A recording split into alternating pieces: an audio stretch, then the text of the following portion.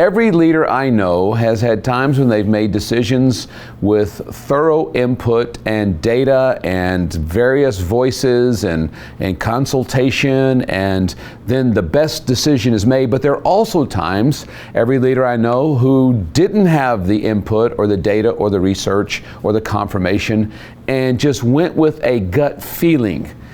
We all know both of those situations as leaders, and some lean more toward one, some more toward the other. But when I think about decisions that I've made or directions I've gone as a leader that have been that gut feeling, it's hard to explain. Sometimes we look back years later and we have figured out exactly why we did that. We didn't know at the time, we just did it. And I had that experience this morning as I was reading in Deuteronomy, the last few chapters in verse 31 to the end of Deuteronomy. Something that I pushed as a leader for many years, probably starting in my early days in the Philippines. So we're talking 40 years ago, and then increasingly as in the following decades and years. I read something this morning that kind of confirmed to me, okay, that was actually the right decision, and here's why. It's the why to it. I think I knew it was the right decision, the right direction, but this kind of gave me the why this morning as I was reading. And what I want to talk about here in simply is this: a biblical view of songwriting. Yeah, a biblical perspective on songwriting and how that intersects with spiritual leadership. As I was reading this morning in Deuteronomy 31, and I want to read verses 14 through 18 right now, and then just break down what I felt the Lord was confirming with me. And the Lord said to Moses, "Behold, the days approach when you must die. Call Joshua and present yourselves in the tent of meeting that I may commission him." And Moses and Joshua went and presented themselves in the tent of meeting, and the Lord appeared in the tent in a pillar of cloud. And the pillar of cloud stood over the entrance to the tent. And the Lord said to Moses, "Behold, you are about to lie down with your fathers. Then this people will rise and whore after the foreign gods among them in the land they are entering, and they will forsake me and break my covenant that I have made with them. Then my anger will be kindled against them in that day, and I will forsake them and hide my face from them, and they will be devoured, and many evils and troubles will come upon them, so that they will say in the day, have not these evils come upon us because our God is not among us? And I will surely hide my face in that day because of all the evil they have done, because they have turned aside to other gods." Now, this is a horrible situation.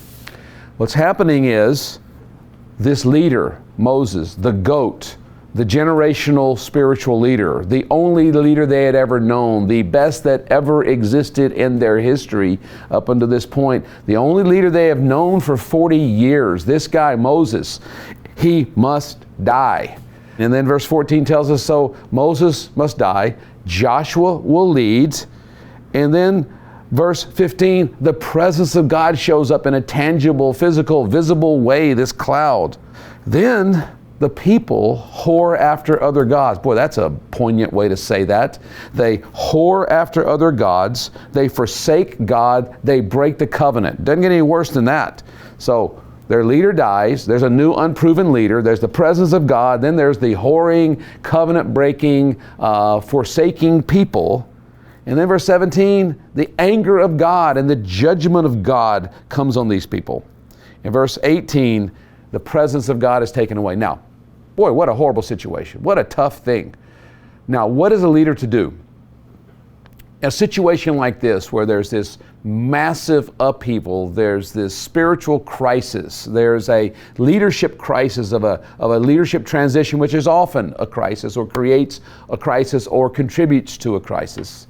There's a lack of the presence of God. There's all of this going on. What's a leader to do? Preach a sermon? Call for a fast? Write a book? Find another job? What's a leader to do? This shocked me reading this morning, what God told Moses to do. This is Moses' last shot at leadership. He's going to die. So this is really the last thing he's going to do as a leader, the last thing to shape the next generation, the last thing to shape and get this group of people who are about to go after other gods and forsake the covenant. What's my last shot to get them right? What is my last shot as a leader to help the next generation? Joshua, to help him lead well and to set him up for success. So it's all coming down to this. Moses is at the end. He's had some amazing leadership moments, miraculous leadership moments, some just astonishing leadership moments. Then he's had some beautifully humble leadership moments where he's listened to his father-in-law and taken correction and adjustment, and he's not this arrogant leader. He's listening and realizing something's wrong and making changes that are recommended. He's done all these things. Then he had some anger issues and he failed publicly and recovered from that. And so what a leader this guy's been. This is the last shot, okay? Bad things are happening, his last chance. So what does he do? What would you do as a spiritual leader in a crisis moment like this? When all the upheaval, all the turmoil, what do you do? Here's what God says, verse 19. Now therefore, because of all this stuff that's happened, now therefore, write this song. Write a song. Not preach a sermon, not call a fast, write a song. God's telling this great leader, his last leadership act, to write a song. And what kind of song? This is the power of songwriting and the power of song, and really a biblical view of songwriting and songs. But what kind of songs are needed in these leadership moments? We all know the power of song, but there's a certain kind of song. Watch this. Verse 21, and I originally read this wrong this morning, and I actually wrote the wrong word in my journal, and it was like, a few minutes later, I went back and reread it and went, oh, I completely made up what this said, and it's the opposite. And watch this. And when many evils and troubles have come upon them, this song shall confront them. I made it say, shall comfort them. I actually read it so fast, I wrote in my journal, powerful songs comfort God's people in times of trouble. No, that's not what it says. They might do that.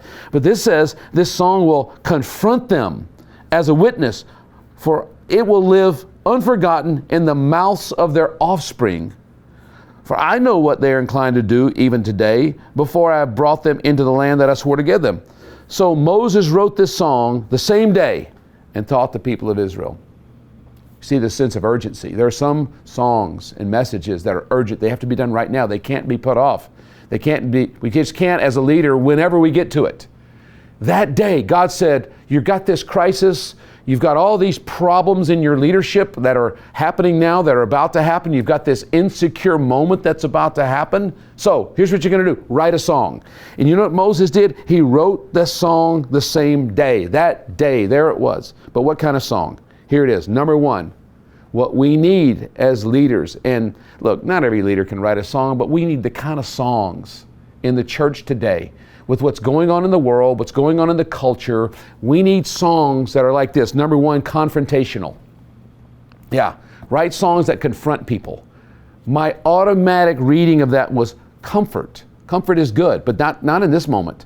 There are times when we need songs that confront the culture. I was talking to Justin Gray right across the hall in his office when I walked into the office this morning, and I went in to talk to him about some music situations, some things, and he had headphones on, he was working. And I knocked on his door, he didn't hear me. I walked in, and what's going on? He said, well, I'm working on a song. And I said, let me hear it. I thought I was going to hear a piece of a song but it was almost finished. And so for 2 days he's worked on this song. It was so powerful. It was about bringing everything to the cross and what Christ did on the cross and how we find freedom in the self-denial that the cross demands. I listened to it. I said, Justin, that is so powerful. That is exactly what I was coming in to talk to you about. Taking this idea of the cross and getting it to song. And I said, Justin, that's what this text says about songs that confront. You see, a lot of music today in church, a lot of worship music is trying to be relevant to the culture and relevant to the world. And in relevance, here's the church and here's the world, and in relevance we try to shrink that gap. And we try to make that gap so small that it's sort of a seamless move. But that's not what the cross does. That's not what Justin's song did, and that's not what God told Moses to do. He didn't say to be relevant to the culture. He said to confront the culture, to confront what's out there. And we need songs and worship. We need liturgical songs. Yes, there's some validity to relevance, but right here, there's a confrontation with what's going on outside of that worship moment and outside of that song. Let's not be afraid of having songs that confront the culture and confront the evil and confront the heart of the people that are singing. So number one, confrontational songs. Secondly, this is a multi-generational song. And it says that the mouths of their offspring. And so songs that speak to two generations. That's what this was. And then thirdly, an unforgettable song. And so much of music today is forgettable is a kind way to say it. Throw away. Because we have this thing, we always have to have new stuff. And a lot of it is so forgettable, we can't even remember it. Even while we're still singing it, we've forgotten it. But what he's telling Moses is there are times when there are songs that are needed among God's people that are confrontational, unforgettable, multi-generational. And then it says he wrote them in the same day. And look at verse 30. This really encouraged me. Just before this great song in chapter 32 is this is a long song. Chapter 32, all the way, 43 verses of this song that Moses wrote. But look at verse 30. Then Moses spoke the words of this song. He didn't sing them. Maybe Moses wasn't a singer. And every spiritual leader needs to know whether you're a singer or not. And so this is what I would have done. I would speak them. He spoke them. Moses doing spoken word. That's what he's doing. He spoke the words of the song. And so if you can't sing, just speak them. Just don't pretend you can sing. And so here's the result of this. Chapter 32, verse 44, and I'll wrap up with this. After the song, so he speaks the words of this song as 43 verses worth of words, and a lot of them are history, things that God has done for the people of God. They're miracles God did, and they're also lyrics and verses about who God really is and descriptions of this great God who's done so many miracles. And then in verse 44, after the song has been recited, Moses came and recited all the words of this song in the hearing of the people, he and Joshua the son of Nun. And when Moses had finished speaking all these words to all Israel, he said to them, "Take to heart all the words by which I am warning you today, that you may command them to your children." There's that multi-generational thing again. "That they may be careful to do all the words of this law." So it's talking about the song. Watch this, verse 47. "For it is no empty word for you." No empty word. I dare say there are a lot of songs that we sing today that are empty words. The way you know it's not an empty word, sometimes the singing and the beautiful voices and the videos we watch of the context of it and the instrumentation and the melodies and the high level of musicians and all of that mask the words that are empty, even in worship songs. The way that we know if they're empty words or powerful words is strip all that out of the way. The voices, the songs, the beautiful voices, the video, the lights, the smoke, the instruments, all of that stuff, let's get it out of the way and read the lyrics. Are they empty, or is there a power in those lyrics? To the degree that it's God's truth versus our experience, there's power.